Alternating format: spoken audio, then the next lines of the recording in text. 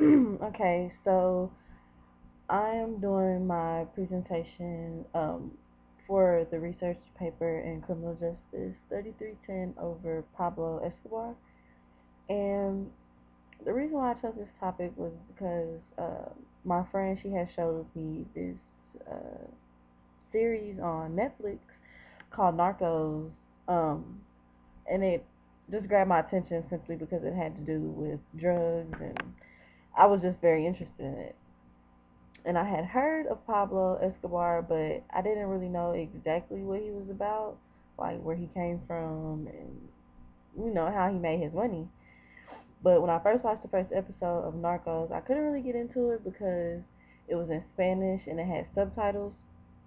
But my friend was like really encouraging me to watch it again because she said it was really good. So I went ahead and I gave it another chance and I got into it better.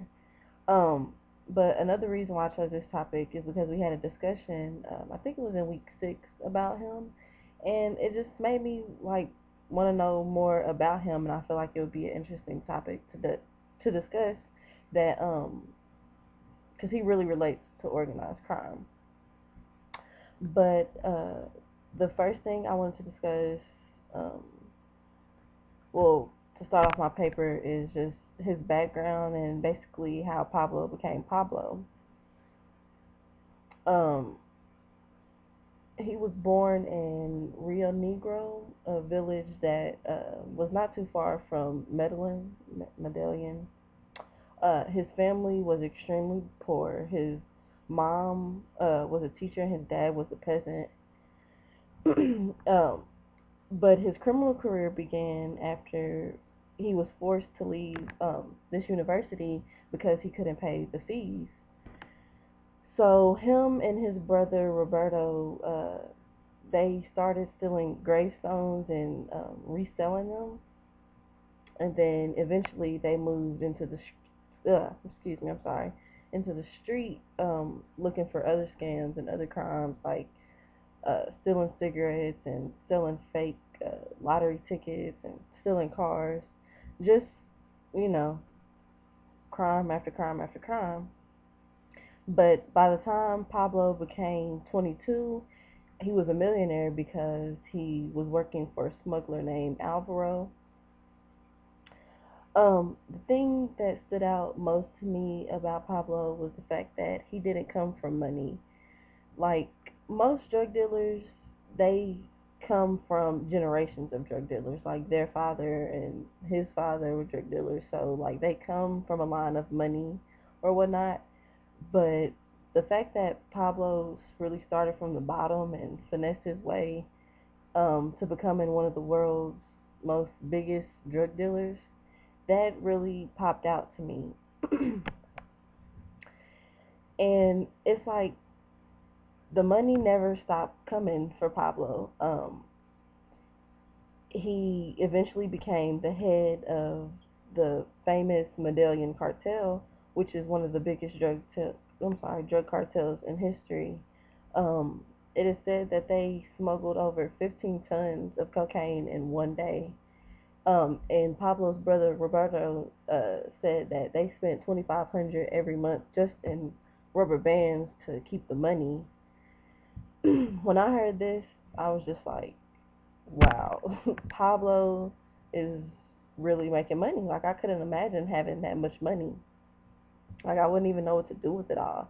It got to the point where um, Pablo had to bury his money, and I had recently read an article online about a man that found some of Pablo's buried money, but yeah, the demand for cocaine in the U.S. grew, so Pablo's empire was just growing and getting bigger, and eventually, him and his brother they were networking through Panama, the Bahamas, South Florida, and other areas. But um, eventually, he became known everywhere internationally.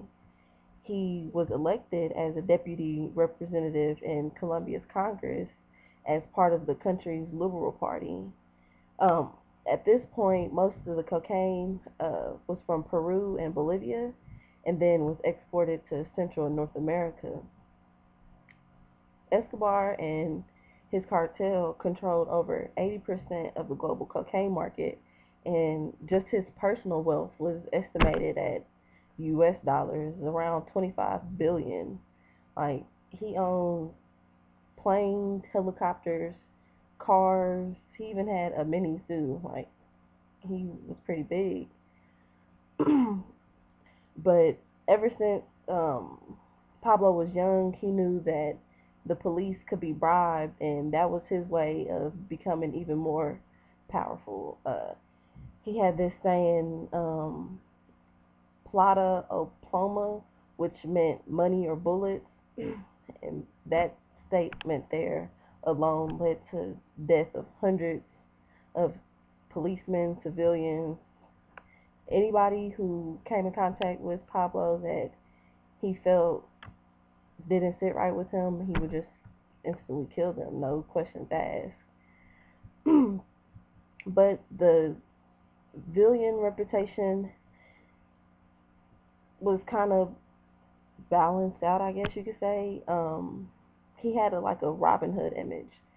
Um, he would go back into his hometown and around Medellin, and would donate and build schools and hospitals and churches, and just giving money back to his community. So everyone there just seen him as this wonderful guy who just gives money away, you know?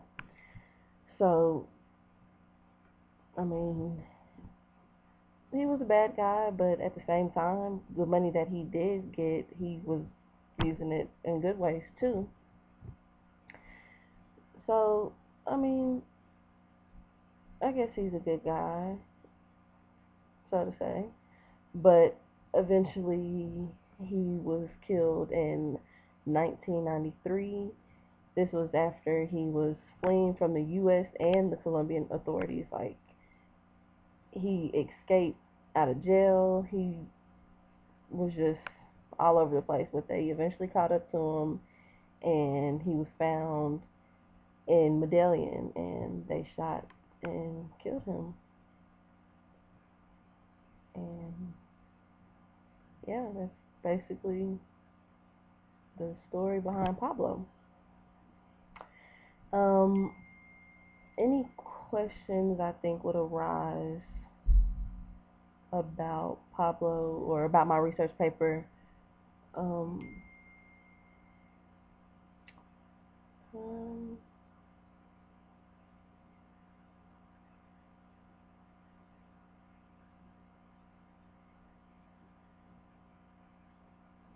he did have a daughter. Um, it was once. What made me said that is I had recently read an article. I'm always seeing different like things on social media about him. That's another reason why I wanted to do this project, because he's just so known everywhere. Like, if you speak the name Pablo Escobar, somebody's going to correlate it to drugs and cartels and all that. But I had read this story that it was reportedly said that he had burned like $2.5 million because it was cold, and his daughter was cold. But as far as the questions go, I think I pretty much explained everything. I mean, Pablo was a guy who came from nothing and was just this billionaire. Simply, he just had a system and it worked. It's just amazing how organized crime and cartels and just how much money they make, and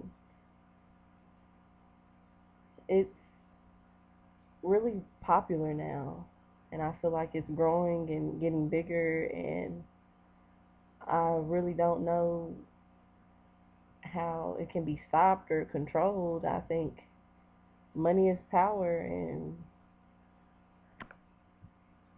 yeah, basically it. I'm not really good at talking, but I did my best.